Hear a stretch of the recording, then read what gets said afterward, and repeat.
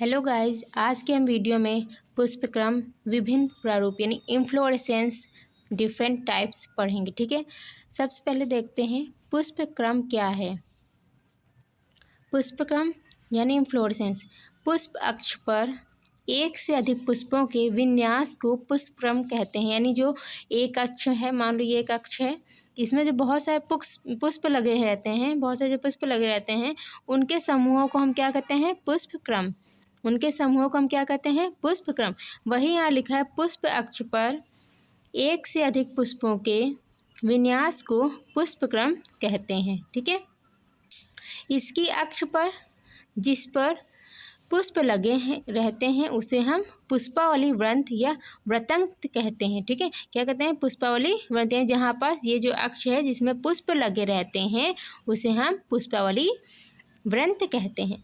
पुष्प विशिष्ट पत्तियों के कक्ष में विस्थित होते हैं। ठीक है, जो विशिष्ट पत्तियां होती हैं उनके कक्ष में विकसित होते हैं। ठीक है, जिन्हें सहपत्र कहते हैं। क्या कहते हैं? सहपत्र। हमने इतने में क्या देखा? हमने देखा पुष्पक्रम क्या होता है, तो मैंने कहा किसी एक अक्ष पर एक से अधिक पुष्प जो है लगे रहते हैं, यानी उनके समूह को हम पुष्पक्रम बोलते हैं। और जिस पर पुष्प लगे होते हैं, जिस अक्ष पर पुष्प लगे रहते हैं उसे हम पुष्पावली वृंत या वृंतक कहते हैं। फिर हमने कहा ये जो पुष्प विशिष्ट पत्तियों के कक्ष में विकसित होते हैं उसे हम सहपत्र बोलते हैं। अब हम देखते हैं पुष्पक्रम के प्रकार। पुष्पक्रम के प्रकार, पुष्पक्रम के 4 प्रकार होते हैं। कितने प्रकार होते हैं? 4 प्रकार होते हैं। कौन कौन से? असमाक्षी, सासमाक्षी, विशिष्ट पुष्पक्रम या और संयुक्त पुष्पक्रम। ठीक है, हम पहले देखते हैं असमाक्षी पुष्पक्रम क्या होता है। असमाक्षी पुष्पक्रम यानी इसमें वृत्तांक पुष्प में विकसित नहीं होते तथा इसकी लंबाई लगातार बढ़ती रहती है। यानी जो इसमें जो पुष्पावली वृंत होता है जिसे हम वृंतक भी बोलते हैं, उसमें जो पुष्प विकसित नहीं होते हैं और उनकी लंबाई जो लगातार बढ़ती रहती है। इसकी जो है ग्रोथ है, जो बढ़ोतरी है वो रुकती नहीं है, बढ़ती ही रहती है। ठीक है, अब हम देखते हैं सासमाक्षी। ठीक है, जो हमने देखा सासमाक्षी पुष्पक्रम यानी इसे निश्चित पुष्पक्रम भी कहते हैं। इसे हम निश्चित पुष्पक्रम भी कहते हैं क्योंकि इसमें अग्रस्थ नलिका द्वारा पुष्प का निर्माण करने पर इसकी अक्ष की लंबाई सीमित रहती है। इसमें जो अक्ष की लंबाई सीमित रहती है और असमाक्षी में अक्ष की लंबाई सीमित नहीं होती, वह बढ़ती ही रहती है। तो अब हम बात करते हैं विशिष्ट पुष्पक्रम।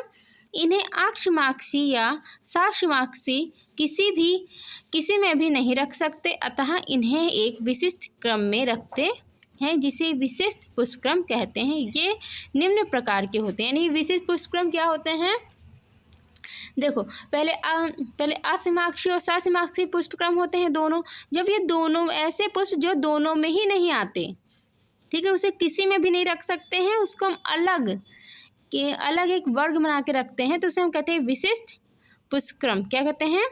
विशिष्ट पुष्पक्रम। ठीक है, जैसे कि 3 टाइप है। कटोरिया जिसे हम साइएथियम कहते हैं, कूट चक्र जिसे हम वर्टिसिलास्टर बोलते हैं, और उटुम्बकर जिसे हम हाइपेंथोडियम कहते हैं। ठीक है, अब हम बात करते हैं संयुक्त पुष्पक्रम। कुछ ऐसे पौधों में संयुक्त पुष्पक्रम पाया जाता है। इनमें पुष्पक्रम का मुख्य अक्ष कई शाखाओं में बटा होता है तथा प्रत्येक शाखा पर एक पुष्पक्रम विकसित होता है। ठीक है, तो हमने आज क्या क्या पढ़ा इस छोटी सी वीडियो में? हमने सबसे पहले देखा पुष्पक्रम क्या है, तो फिर मैंने बताया पुष्प अक्ष पर एक से अधिक पुष्पों के विन्यास को पुष्पक्रम कहते हैं। इनके अक्ष जिस पर पुष्प लगे रहते हैं उसे हम पुष्पावली वृंत या वृंतक कहते हैं। पुष्प विशिष्ट पत्तियों के कक्ष में विकसित होते हैं जिन्हें सहपत्र कहते हैं। पुष्पक्रम के प्रकार, पुष्पक्रम के 4 प्रकार होते हैं। कौन कौन से? असमाक्षी, सासमाक्षी, विशिष्ट और संयुक्त। असमाक्षी में हमने देखा इनमें वृत्तांक पुष्प में विकसित नहीं होते तथा इसकी लंबाई लगातार बढ़ती रहती है। सासमाक्षी में लंबाई सीमित रहती है। ठीक है, इसे निश्चित पुष्पक्रम भी कहते हैं, क्योंकि इसमें अग्रस्थ नलिका द्वारा पुष्प का निर्माण करने पर इसकी अक्ष की लंबाई सीमित रहती है। अब हम बोलते हैं विशिष्ट पुष्पक्रम। इन्हें असीमाक्षी या साक्षमाक्षी किसी में भी नहीं रख सकते, अतः इन्हें एक विशिष्ट क्रम में रखते हैं जिसे विशिष्ट पुष्पक्रम कहते हैं।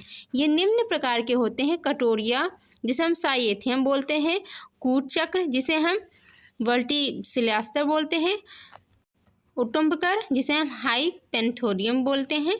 फिर संयुक्त पुष्पक्रम। कुछ पौधों में संयुक्त पुष्पक्रम पाया जाता है।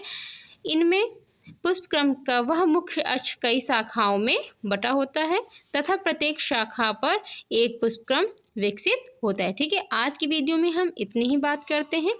इसका अगला वीडियो आपको कल या परसों में मिल जाएगा। ऐसी और वीडियोस के लिए हमको फॉलो करें। Thank you.